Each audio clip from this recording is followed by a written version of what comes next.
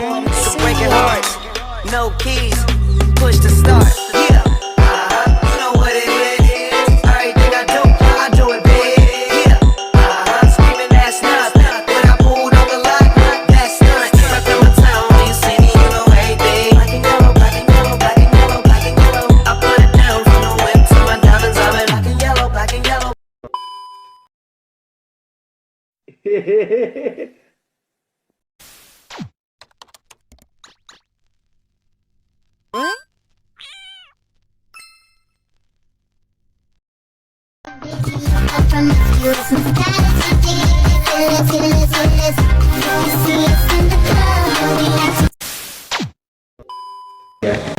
Assalamualaikum warahmatullahi wabarakatuh. Halo Sobat Perikanan, selamat datang di podcast Sepekan, yakni podcast seputar perikanan bersama saya Wediati dan rekan saya Nurila. Nah, jadi di sini kami akan membahas seputar dunia perikanan nih, sobat. Di sini kami nggak cuma berdua aja, di sini kami sudah ada bersama narasumber kita. Sobat Sepekan, bersama kami sudah ada salah satu nelayan yang akan menjadi narasumber kita pada hari ini. Nah, narasumber kita ini merupakan salah satu nelayan yang ada di kawasan Tanjung Pinang, tepatnya di daerah Kampung Bugis. Kita ajak narasumber kita kenalan dulu yuk. Oke Bapak, persilakan untuk berkenalan diri. Alhamdulillah, nama saya Hanafi, sering dipanggil Abah, saya warga Kampung Bugis. Oke guys, narasumber kita ini akrab disapa Abah. Jadi dalam selama berbincang ini kita sapa Abah aja ya kali ya. Jadi gimana Abah kabarnya pada hari ini? Alhamdulillah baik. Alhamdulillah sehat selalu ya Pak ya. Jadi lagi sibuk apa nih sekarang nih Pak? Lagi perbaiki pompong dok. Lagi perbaiki pompong yang bocor yang besar. Oke. Pas musim hujan mau melaut agak susah. Jadi kita perbaiki yang mana besar. Oke. Jadi sebelumnya saya mau konfirmasi dulu kepada Sobat Sepekan bahwa DKP mengeluarkan aturan terkait adanya batasan zona tangkap atau larangan operasi bagi nelayan tradisional. Jadi Abah tuh kalau melaut itu di kawasan mana aja tuh Bang? Kalau boleh tahu? Kawasan Tanjung Siabang di depan pantai laut Utara sampai di kaki terakhir ujung kaki, kadang-kadang di Laut Agoy. Nah, disitulah kawasan 3 hari 4 hari di laut ibarat. Ya, kadang-kadang 3 hari balik. Jadi tuh kalau dari Kampung Bugis ke mana? Ke mana tuh tadi? Ke Pangkil itu berapa jauhnya tuh kira-kira Bang? Kalau pakai pompong paling 1 jam, 1 jam setengah. Kalau jauhnya mil-milnya itu berapa? Nah, paling 4 mil 5 mil lah. Oh, oke. Itu Abah kalau melaut sendiri atau ada Sama kawan, kadang berdua lah. Berdua. Nah, Abah pernah nggak melaut itu nggak dapat ikan? Terus juga dalam melaut tuh dihantam badai. Terus apa yang Abah lakukan? Kalau dihantam badai, kalau cuaca tak bagus, biasa Abah ke pinggir, cari-cari tempat yang aman di pinggir. Tak bisa kita mengharap laut harus kuat. Kalau hasil jarang dapat hasil, dapat sedikit, tak sesuai dengan biaya yang kita keluarkan waktu kita mau turun. Jadi dengan yang tadi tagline yang tadi permasalahan adanya DKP mengeluarkan aturan mengenai zona batas yang dibatasi itu, terus itu pendapat Abah sebagai nelayan gitu terkait adanya aturan itu. Jadi menurut Abah tuh kayak mana? Abah sebagai nelayan zona tangkap itu udah kelasnya udah kelas menteri ya, tak terdampak bagi nelayan tradisional. Kalau yang besarnya tuh sampai dibatasi untuk kepri atau seluruh? Kepri. untuk Kepri. Jadi kan Kepri mau 90% laut, sisanya mana ratusan mil kalau dibatasi untuk nelayan-nelayan kan mana sisanya? Padahal semuanya laut. Ada laut kita tuh. Nah, itu kan tak jelas. Kita nelayan kecil mana nggak tahu hal-hal macam itu kan itu paham nggak tuh dari tekanannya itu paham lah. Kalau abah kan nelayan kecil mana paham sih. Jadi kalau ada aturan itu tuh berdampak nggak dengan kerjaan abah? Kalau kapal 5 GT ngantam 12 mil, hanya 12 mil, dihantam habis karena itu dihantamnya, ya pengaruh lah pada nelayan kecil, ikan-ikan nelayan kecil. Itu gitu. Nah. Memang dekat laut itu kuasa Tuhan, Bapak ikan itu tetap ada ikan itu, tapi ya dengan pendapatan kita macam mana, kan gitu kan? Jadi ya dampak tuh berdampak juga lah bagi nelayan kecil gitu kan dengan adanya. Ya berdampak lah, makanya nelayan kecil sekarang yang bisa cari kerang, gonggong, makanya banyak di pasar tuh gonggong. Nah, itu ikan besar entah kemana. Nah, kita yang pegawai untuk nelayan kecil hanya gonggong. Mana? Cipul. Yang bagus, mana tuh yang bagus? Macam perisi Bali, udang tohai, itu kan ikan-ikan bagus, ikan tepas, itu kan ikan bagus tuh. Kediri, jarang kita yang pasar ikan-ikan itu mana pernah kita hanya gonggong siput, tambah pelatih. Nah,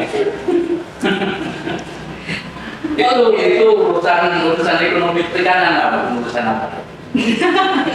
Bukan urusan apa? Bukan urusan nelayan kecil. Terus kalau adanya aturan ini mendukung penerapan nggak? Kan aturannya tadi kan zona terus mendukung penerapan nggak? Malah dukung apa malah yang Kayak bikin wayang malah dong. kayak gitu. Itu sih. Jarang nelayan dong. Kenapa? Kan banting nelayan kan banting. Jarang mereka nyerah. Nelayan itu tak pengaruh tentang zona tangkap. Cuman seringnya terbentuk dengan antara nelayan sama nelayan kecil. Nelayan antar nelayan kawasan itu tadi ya. Nah,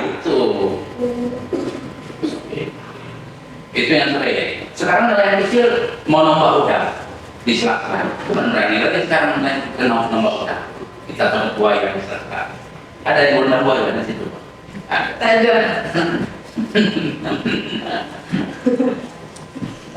Ada lagi pertanyaan? Jadi menurut Abah aturan itu nggak terlalu berdampak lah ya Abah ke nelayan kecil, malah kadang nelayan yang sama nelayan aja yang perkelahiannya gitu. Perkelahian jarang, tapi kan rasa enaknya kan ada. Iya. Jarang perkelahian.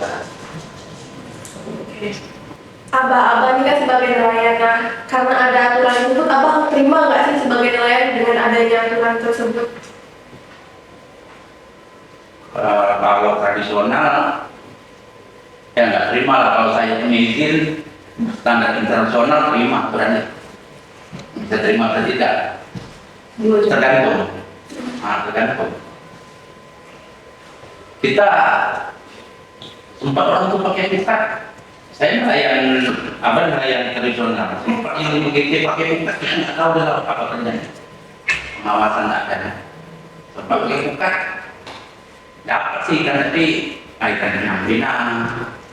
Yang kecil. Dan jualnya pun harga yang ikan bagus banget. Iya. Tapi kan bukan dilarang. Siapa bilang dilarang? Siapa bilang dilarang? Gimana ada dilarang? Dilarang. Dilarang. dilarang, tapi tetap ini pandai-pandai. Mereka sembunyi-sembunyi. Pandai-pandai. Tergantung itu tadi, semua tergantung. Kita nggak di posisi itu aja jadi kita nggak tahu. Jadi dari pribadi Abah nih, karena ada aturan tersebut, dampak apa yang Abah rasakan? Dari aturan itu, Iya. Abah merasakan apa nih dampaknya?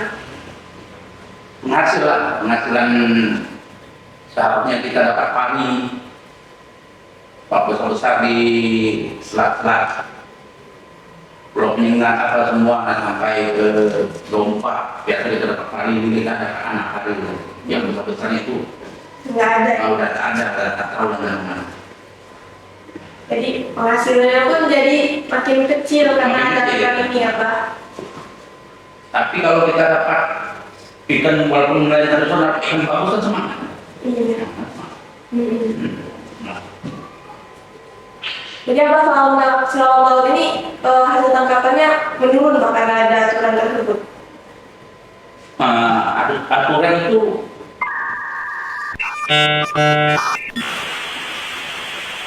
Aturan itu macam mana ya?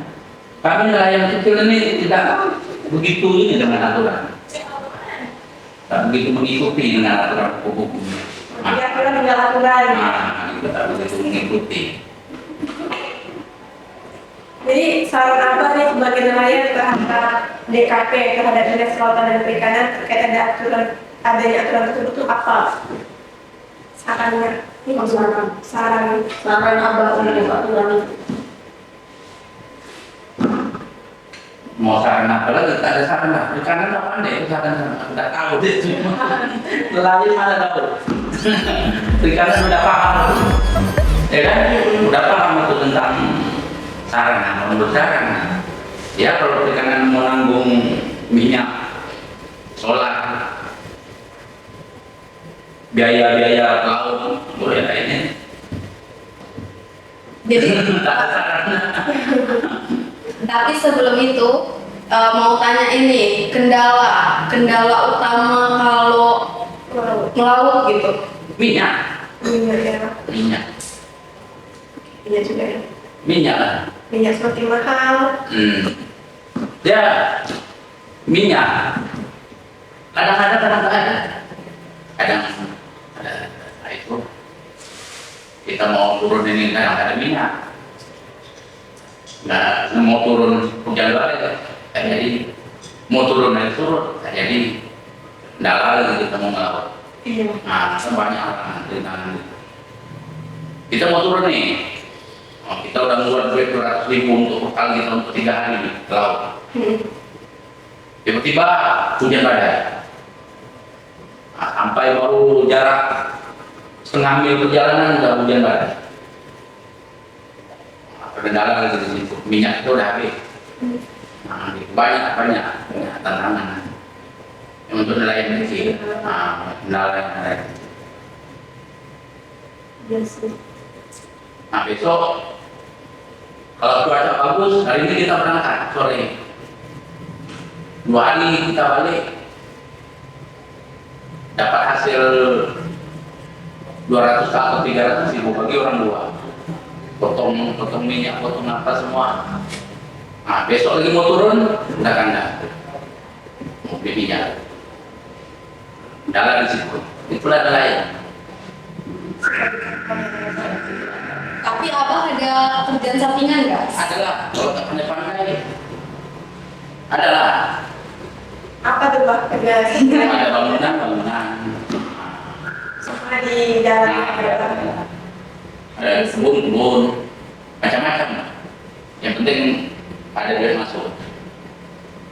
Ada penghasilan. Oke. Abah, harapan Abah nih sebagai nelayan itu depannya apa nih Pak?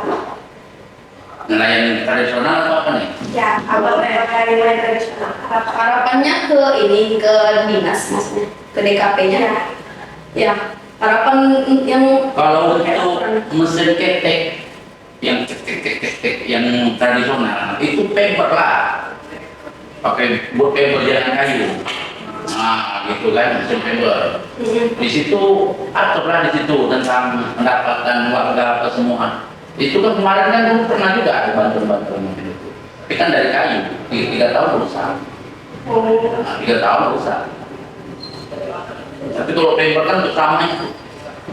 Kalau rusak pun Jangka panjang. jangka panjang. Jadi, nah itu. Ditunjukkan nelayan-nelayan itu